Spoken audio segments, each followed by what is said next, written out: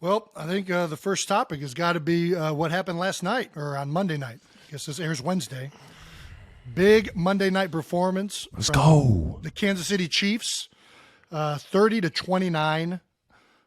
It was not the prettiest start, but you guys found a way to get it done. 17-0 is a very uncomfortable situation to be in. What that's where we were early on, but yeah.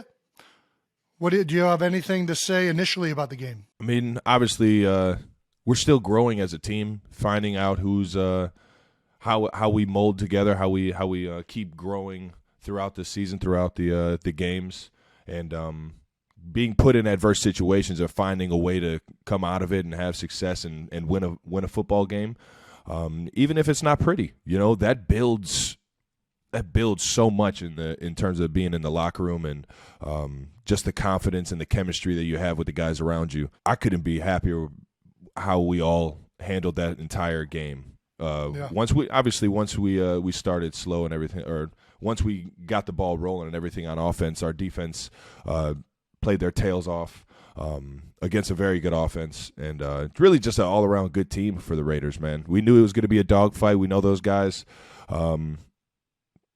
It's one of the most legendary rivalries in football, and I've been fortunate enough to play it year in, year out, and feel how the fans get excited for it, how the organizations get excited for it, and I just love playing in it, man. It's a dogfight every single time. Guys are yapping, everybody's playing their tail off, everybody's playing physical football. I mean, it's if at the end of every single Raiders game, man, I'm feeling it a little bit more on the ride home. So it's that was a fun one, man, and obviously 4 touchdowns, but so much to be said about how we got to the red zone. You know, it was a showcase of everybody getting a piece of the pie. All of our wide receivers, all of our running backs going downhill, and then Pat just finding ways to get the ball in the end zone.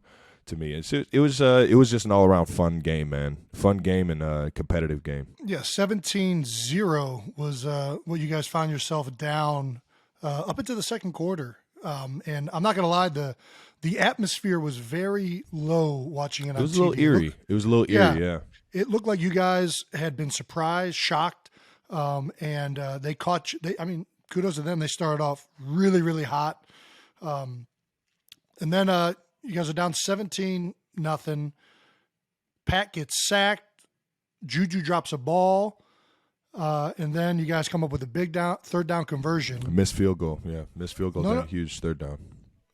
No. This is the series that you guys scored your first touchdown. Oh, okay. You started off that series. It wasn't looking good again. And all of a sudden, Jerick McKinnon busts out an enormous run. 20 yards. And it looked like you guys, that's all you guys needed. You needed just that little spark. We've talked about that before, like body language. Mm-hmm. Momentum isn't a real thing. Yeah, I think you guys got a nice little juice, a little bolt right there. And the rest of that drive was awesome. You guys really finished it off strong. And then immediately following that drive, you have the roughing the passer call against Chris Jones. Bananas. Not the best one I've seen. Unbelievable, man. I don't know how you can get a roughing the passer when you have the ball, but it's crazy. I don't know, but I know that after that call, that stadium was electric.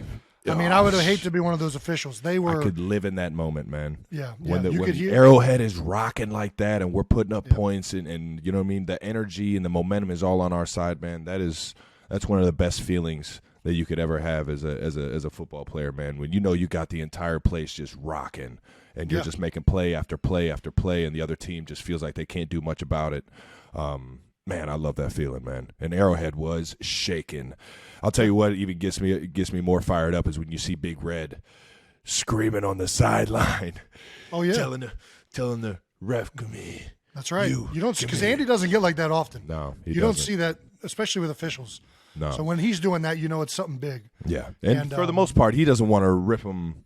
He doesn't want to scream at him and yell. He just wants to. He wants to hear why you called it. Yeah, why? Explain yourself, son. Yeah. Explain yourself. And seeing him getting fired up on the sideline, that just Man, that just what it does is just amps everybody's attention, just awareness, just the want and the will, and I honestly think, man, that whole seam of events that you just named right there, that really got us playing with more energy, playing with more intention. And from there, it was a great game. It was a great game because the Oakland didn't fold, man. They fought their tails off too. Vegas didn't fold, man. They fought their tails off too. But it felt like the moment after that first touchdown drive with the Jerick McKinnon run and then the Chris Jones roughing call, I felt like after that you guys needed this. That was the spark you guys needed, and you definitely saw it on offense. You guys were back to the same Kansas City offense functioning, and Patrick Mahomes again dialed in, making unbelievable throws. So you already know. When you get a running back running downhill, aggressive. Jacobs for the Raiders was doing that last night in the first half, and I mean it is not only, I don't want to say demoralizing, but it takes a blow on everybody when you see a guy out there running his tail off like that. So you're talking about when Jet had that big run. I mean, he had multiple big time plays for us in the backfield. That he when you get that momentum is infectious, man. You see a guy just running his tail off.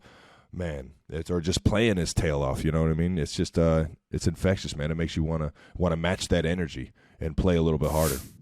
Well, we got to talk about the elephant in the room. You scored 4 touchdowns. I don't know if you remember. That was crazy, recall? Man. I remember the third one. All the other ones, I kind of was like, dang, I ended up in the end zone. That's crazy. That must be nice. Scored so many touchdowns, you don't even remember them. All right now.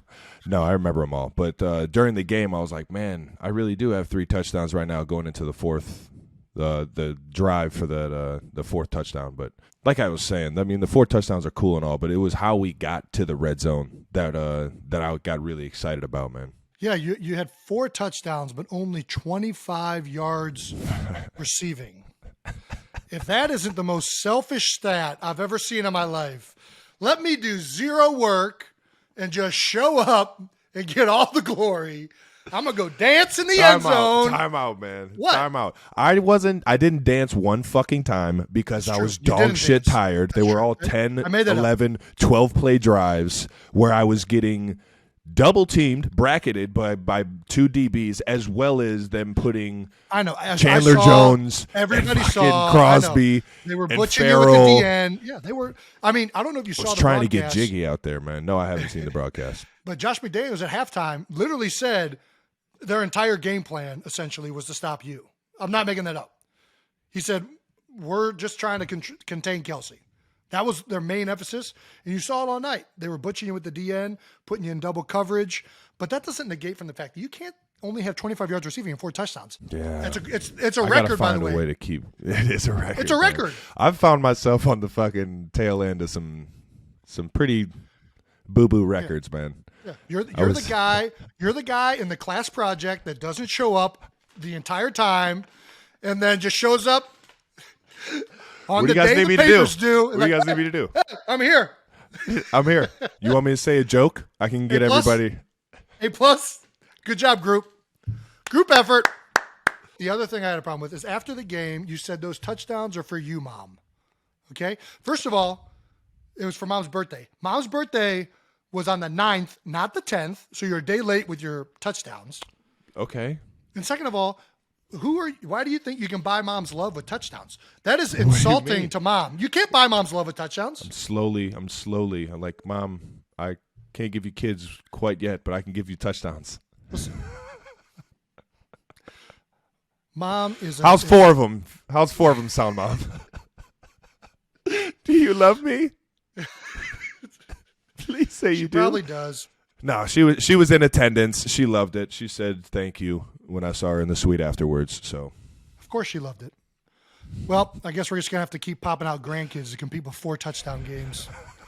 All right, Kai, let's get to work. All right, big thing with the game also a lot of the 2-point conversions, analytics coming into play as they are such a hot topic right now in the NFL, really across sports. Math is very popular in sports these days. What'd you think of the 2-point conversion attempts? How did that play in for you guys? How did it play in for the Raiders? We saw how it backfired for the Raiders.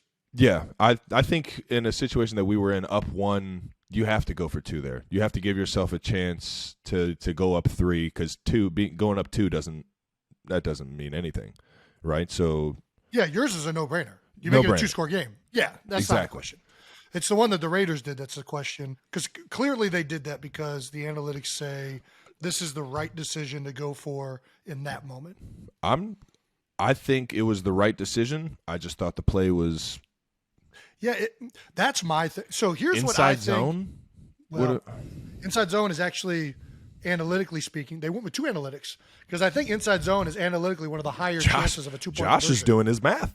I know. McDaniel's analytics king. I think context matters. If it's a play that they felt really good about, I think it's a no-brainer. You 100%, go for 2. 100%. You know what I mean? Like, I don't think a lot of people realize, and I think analytics kind of gets lost. Like, there's the analytics, which is the percentage chance that it's going to be increase your chance of winning the game, right? Which is what you're making these decisions for. Or the percentage chance you're going to convert this 4th down and how that affects your outcome of the game probability, right? Mm-hmm. And I think when you are going into a game, just for our listeners out there, most teams go into a game with 1 to 2 plays that you feel good about and are game planned for a 2-minute situation, or I'm sorry, 2-point play, 2-point conversion situation, right? Mm-hmm. And if you feel really good about that play and you already haven't run it, because sometimes that play is also just a tight red zone play inside as well. 5, yeah. Yeah.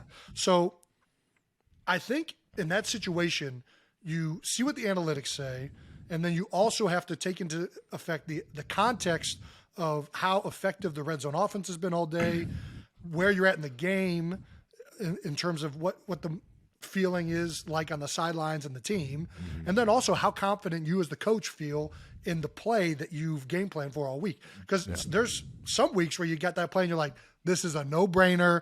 We are rocking this. It is going in. And there's some weeks running where it you're like, the first, yeah, you know what I mean? So I think all those kind of need to factor into these decisions. What I did think was interesting was how that decision then affected your guys' decision.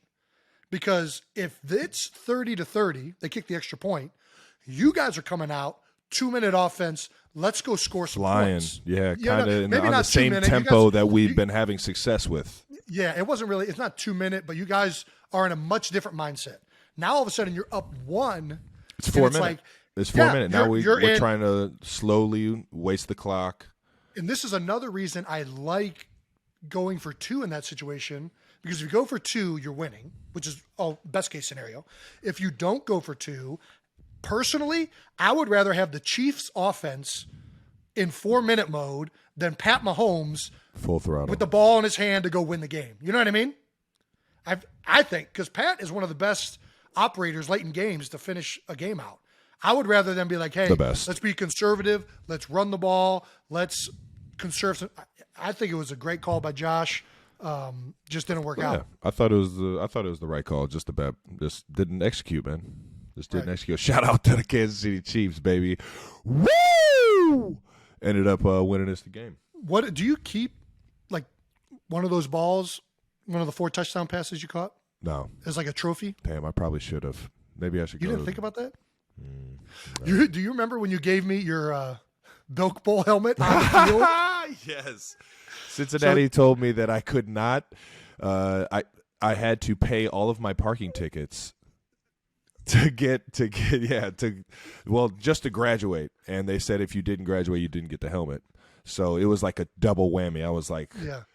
I'm somehow going to take this helmet home. And I saw you in the stands after we won. I was like, take it, run.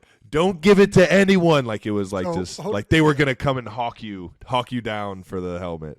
They probably would have. They were stingy about that stuff. But the situation, folks, Travis caught a game-winning touchdown his senior year in college at the Belk Bowl. The Belk Bowl, baby. Yeah, and he gave me the helmet because of all the people he trusted in that stadium. He was like, my big brother will make sure that this helmet does not leave his hands. And I was like, Trav, I got you. I got you. And then we went to the bar. We went to the bar after the game. I get to the bar. Let everyone wear the helmet in the bar. And that thing was gone in 30 seconds. I don't know what happened to it. I walked into the bar and some random person has my helmet on. How do I know it's my helmet? Because it has 18 right here on the side, and that was my number in college. Yep. Yeah. Oh my god! Some random girl was rocking it, drinking a cold one, man. And it was pure comedy. I went up to Jason and asked him, what happened to my helmet? He's like, it's in here somewhere. Somebody's got it on. We never saw it after that night. Yeah, it was a cool helmet too. It was not one of my finer Big Brother moments. It's all right, big guy.